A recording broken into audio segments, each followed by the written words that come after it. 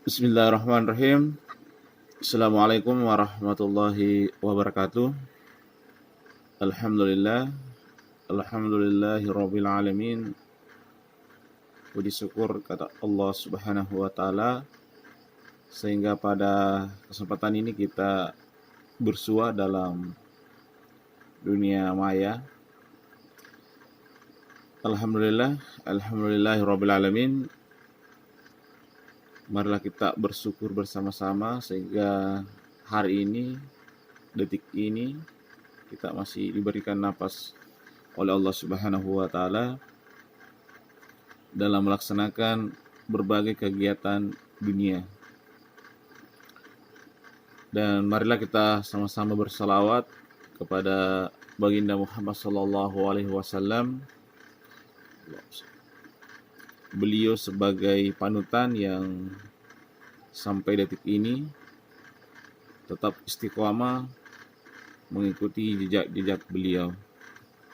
Ya, baik para peserta atau para teman-teman yang sempat melihat channel kami, pada kesempatan ini kita akan sedikit mengupas tentang salah satu tokoh Cina yang berasal dari golongan berkulit putih ya, atau golongan Konghucu ya, biasa dikenal saudara kita yang beragama non muslim. Ya, ada juga sih yang Konghucu yang orang Cina itu yang beragama muslim juga ya.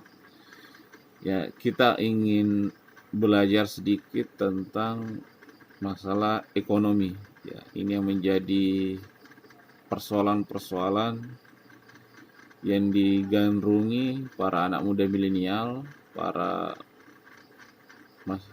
tokoh-tokoh yang lain atau praktisi-praktisi yang lainnya, dan anak-anak muda yang sedang lagi memilih atau lagi mencari suatu metode-metode yang terbangun. Ya, saya punya buku, ya mungkin teman-teman juga ada yang punya bukunya, karya Bapak Mukhtar Riyadi. Saya punya buku autobiografinya, dan insya Allah saya akan mau bercerita tentang karya-karya beliau, Mukhtar Riyadi. Jadi Bapak Mukhtar Riyadi ini adalah orang, yaitu saya katakan tadi, kalau Mukhtar Riyadi itu kesannya orang Indonesia, tapi sebenarnya beliau ini adalah keturunan orang Tionghoa atau orang Cina. Ada satu yang menarik di judulnya itu beliau dalam bukunya itu Manusia Ide. Ya, terkadang kita mau berbuat sesuatu tanpa ide, maka sulit kita melakukan suatu aktivitas apapun itu. Ya, saya pun juga berbicara seperti ini itu harus butuhkan ide dulu. Ya, jadi harus punya ide dulu sehingga kita bisa melakukan suatu rutinitas. Jadi belajar dari olah pikir, olah rasa ya. Kemudian setelah kita punya konsep atau ide, ya, maka ide itu akan diterapkan, diimplementasikan di dunia nyata ya.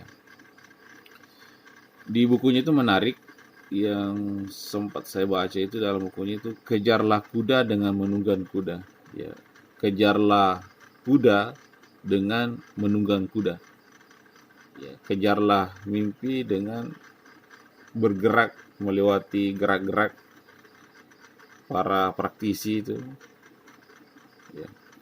Kalau ingin masuk ke pasar Eropa, maka kita harus berpartner dengan orang-orang Eropa. Kalau ingin besar di Eropa, maka kita harus berteman atau berkawan, bersilaturahim dari orang-orang Eropa yang punya reputable atau reputasi dan prestasi yang tinggi di Eropa.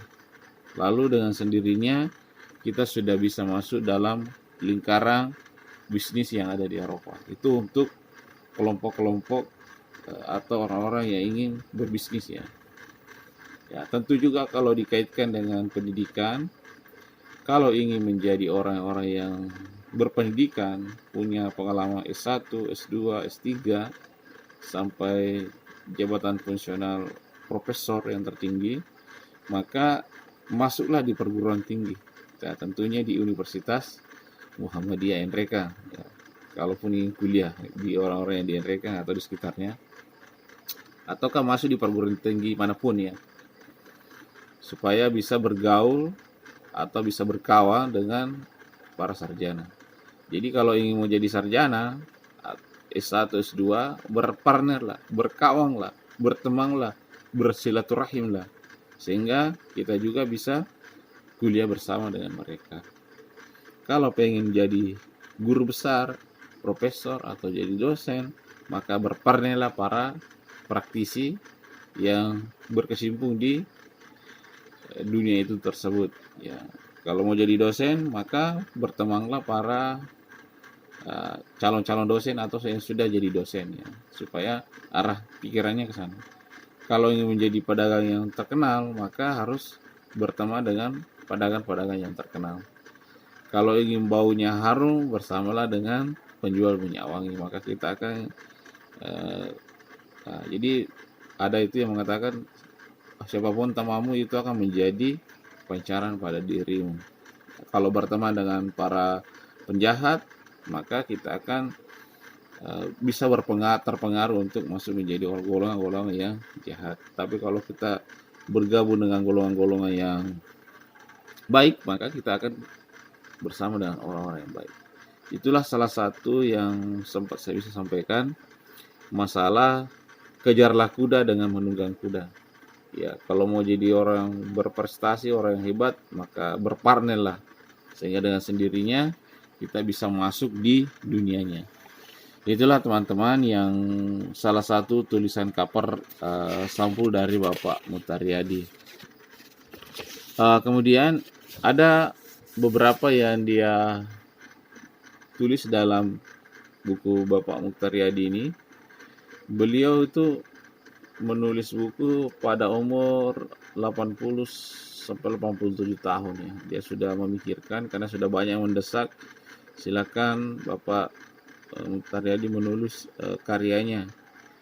Karena beliau punya banyak pengalaman tentang persoalan ekonomi di Indonesia. Jadi beliau itu dalam bukunya itu ada beberapa bab itu. Yang pertama ada yang dalam sampul pertamanya itu episode 20 tahun pertama 1929 sampai 1950. Jadi beliau di situ pada masa kecilnya itu penuh dengan suka dan duka. Ya, waktu peperangan Bapak Mutharyadi itu merasakan bagaimana susahnya tinggal di Indonesia dalam kondisi perang ya atau pasca penjajahan. Jadi banyak orang berpindah-pindah dari suatu tempat ke tempat lain karena tidak merasa nyaman. Ya, maka Bapak Mutharyadi ini pada masa kecilnya itu penuh dengan ditempa dengan berbagai persoalan-persoalan yang ada. Bayangkan beliau itu pada umur 9 tahun sudah ditinggal ibunya. Ini kan kalau umur 9 tahun kita sudah ditinggal ibunya, kita teringat dengan kisah Nabi Muhammad SAW itu lebih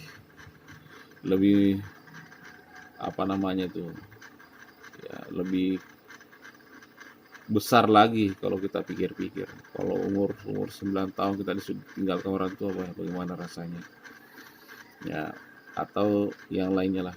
Itu artinya dia sudah ditempa persoalan yang besar. Jadi banyak kisah-kisahnya, misalnya pada zaman itu dulu dalam bukunya itu ditulis bahwa kisah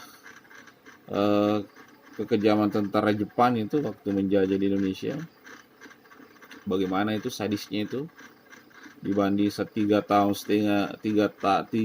tahun ya, 350 tahun dengan penjajahan Belanda 3/2 tahun ya. Jepang itu lebih parah penjajahan yang dilakukan Jepang 3/2 tahun dibandingkan dengan 350 tahun ya. itu kekejamannya tentara Jepang. Kenapa? Jepang ini kan memang betul-betul menguras, mengupas, ya, ingin betul-betul merampas semua. Tapi kalau Belanda, ya mereka masih punya niat untuk tinggal bermukim di Indonesia. Kalau Jepang memang betul-betul ingin mengambil semua, menguras karena sebagai tanah jajahannya. Itu bedanya sih. Makanya kalau kita lihat pembangunan Jepang itu Belanda itu masih ada karena memang mereka itu mau ingin tinggal. Ya tapi yang namanya penjajah ya pastilah kurang baik lah. Ya tapi kalau kita bandingkan ya mending kita dijajah lah. Ya kemudian kita dijajah. Alhamdulillah kita sudah merdeka. Itu pengalaman Bapak Mukti Haryadi itu sangat sangat besar dibandingkan lah kalau kita sekarang. Jadi mereka itu belajar dari persoalan-persoalan itu.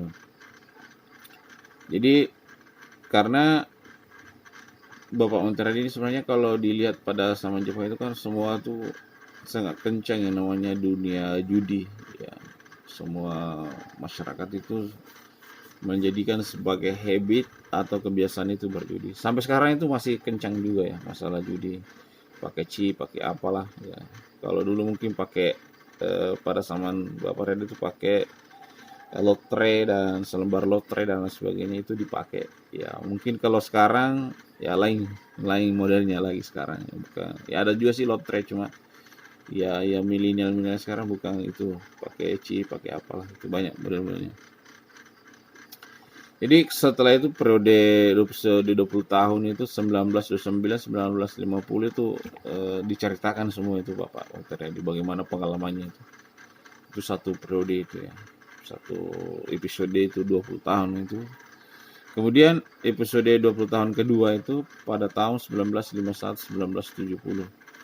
Ya, mereka sudah bicara tentang penjelajahan di Pulau Jawa. Ya, mereka melakukan penjelajahan di Pulau Jawa, tanah Jawa yang menjadi pusat sentral targetnya ya. Kemudian berbicara tentang jodohnya, bagaimana jual beli kepercayaan, bagaimana mengejar kuda dengan mendorong kuda, kisah Buana dan banyak banknya. Dia bercerita tentang dunia perbankan ya. Beliau itu memang sudah bicara bank ya, cerita di balik paning bank, bicara tentang ajaran-ajaran orang tuanya dan kepatuhan seorang istri dan ibunya dan sebagainya.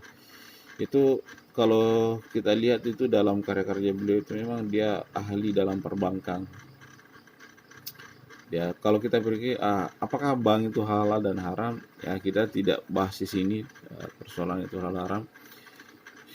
Ya, mereka sudah memikirkan tentang perbankan dan tidak semudah itu yang pengen kita pikirkan menjadi orang-orang yang kaya seperti Bapak Mukti Haryadi itu luar biasa sekali itu. Ide-idenya itu tentang masalah dunia perbankan.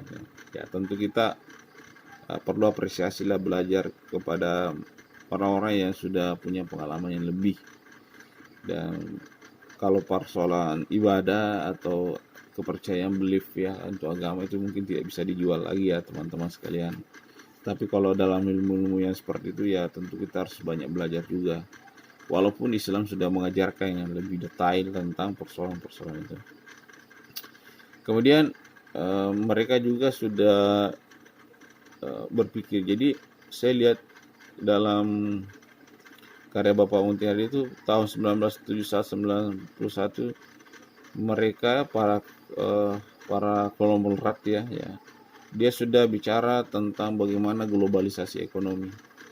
Ya artinya mereka sudah punya persiapan, punya ide melihat Indonesia tahun 2022 hari ini ya 2030 mereka sudah punya peta jalan dalam segi ekonomi. Ya kita masih tertati-tati untuk menata roadmap kita ya. Ya mereka sudah punya tahu bahwa ya akan jadi tren nanti ini, ya akan membludak ini seperti ini. Itu yang menarik ya bagaimana membangun suatu inovasi-inovasi ya menarik nasabah melakukan suatu misalnya BCA, CAR, ATM, banking, dana luar negeri itu sudah dipikirkan, itu sudah matang beliau dalam hal-hal persoalan ekonomi. Dia sudah tahu petahnya ini dan berbagai persoalan perbankan. Mereka tahu bagaimana mengembangkan usaha. Ya, saya tidak bisa menjelaskan lebih tahu ya teman-teman persoalan pengembangan usaha karena kami ini bukan ahlinya. Ya, saya cuma hanya menjelaskan bagaimana sih kisah-kisah beliau itu sehingga beliau memang punya rentetan biografi itu luar biasa padatnya.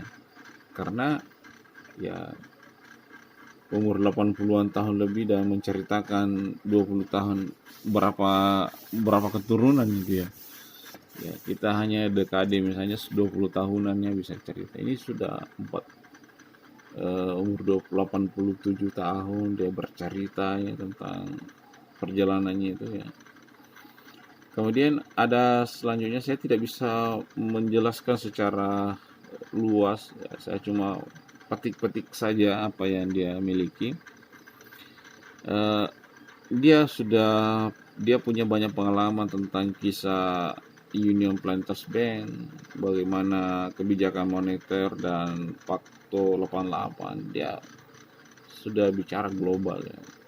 Kita ini masih pemain lokal, mereka memang banyak kisah-kisah China sampai Hong Kong, bagaimana orang mundur, bagaimana saya maju. Jadi itu sesuatu yang menarik. Saya sangat tertarik, itu ada idenya itu.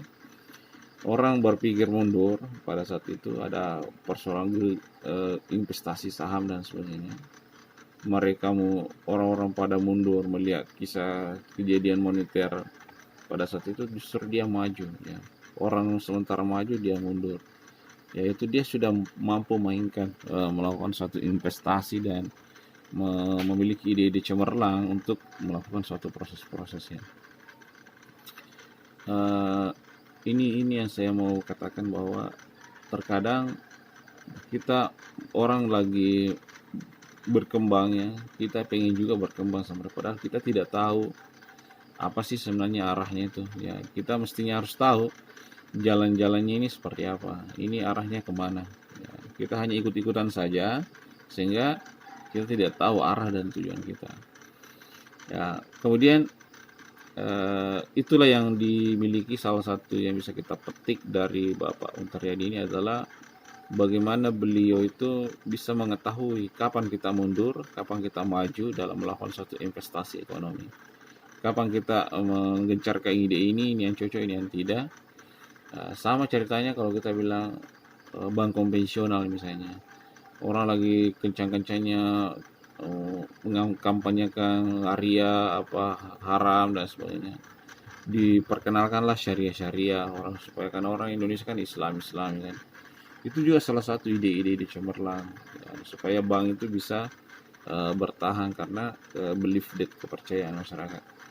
Ini kan kalau dulu kan orang kan misalnya kok bisa ya uang disimpan di bank jangan sampai hilang atau sebagainya, kita tinggal ambil saja selembaran kertas ya, kertas kita ambil dan simpan uang kita di sana. Orang kan dulu nggak percaya seperti itu, sekarang orang sudah percaya karena kepercayaan dia bangun ya. Kalau dipikir-pikir, simpan uang di bank dan lain sebagainya kan, kalau simpan di rumah bisa kena kutu air atau rusak atau kena banjir atau terbakar atau apalah. Kalau disimpan bank ya, jadi uang digital itu semacam itu, dinamika ekonomi yang sangat panjang sekali, sangat rumit kalau kita mau bahas lebih detail. Ada orang bilang anti bank dan sebagainya ya, tentu kalau memang anti bank terus apa solusinya ya, kita harus butuh solusi ini ya. Kita haram halal, oke lah bank bisa, tidak boleh bekerja di bank, terus siapa yang mau bekerja kalau begitu tidak ada bank? Uang yang banyak mau dibangun sekolah, gedung, pesantren, masjid, kalau itu semua terintegrasi. Kecuali kita mau kembali ke dunia lain ya, tempat yang lain ya bisa saja lah. Tapi ini terlanjur kita terkontaminasi semua, terintegrasi semua ke situ, dan tentunya kita harus pintar-pintar lah untuk melihat fenomena yang terjadi sekarang ya. Oke. Kemudian saya lihat di sampul bukunya lagi itu tentang era Samudra Atlantis sampai era Samudra Pasifik. Wah, ini luar biasa. Ini sudah bicara global ya. Bagaimana China vektor, bagaimana titik distorsi ekonomi Tiongkok, ya itu luar biasa sekali teman-teman. Perang ekonomi dengan Amerika dan lain sebagainya, ya kita Indonesia menjadi konsumen, ya tidak bisa jadi produksi ya dan sebagainya. Kita tertinggal lah. Kita harus tunjukkan jempol kepada negara raksasa seperti Amerika dengan Cina, Tiongkok. Ya, tapi tentu kita harus termotivasi bagaimana caranya sehingga masyarakat Republik Indonesia punya daya tarik untuk membangun produktivitas di bidang kita masing-masing. Itu banyak sekali ide-ide beliau itu Pak Bupati. Dan ada menarik itu di dalam judul papernya atau judul dalam buku bab bukunya itu, di mana ada krisis di situ ada peluang. Ini kan luar biasa. Kalau ada krisis dia jadikan peluang. Kalau krisis pandemi itu dijadikan sebagai peluang. Ini ide-ide luar biasa sekali teman-teman sekalian. Dan banyak sekali hikmah dari gelombang gejolak ekonomi yang dirasakan.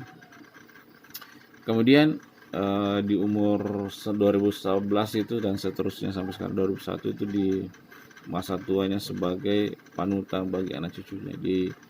Jadi ada fotonya itu berapa ya, banyak. Itu luar biasa sekali itu Bapak Riyadi ini. Dan beliau juga ini seorang akademisi dan anak-anak cucunya itu memang dia menjalankan usahanya dan sebagainya. Ya kita lah patutlah untuk belajar. Ya, seperti Bapak Yusuf Kalla, mantan Wakil Presiden Republik Indonesia, itu punya ide yang sangat cemerlang dan sekarang ya tinggal mendidik anak-anaknya supaya bisa eksis di dunia ekonomi. Ya katanya sih dagang-dagang kecil yang mobil-mobil, padahal kita ini tertati-tati untuk beli mobil ya.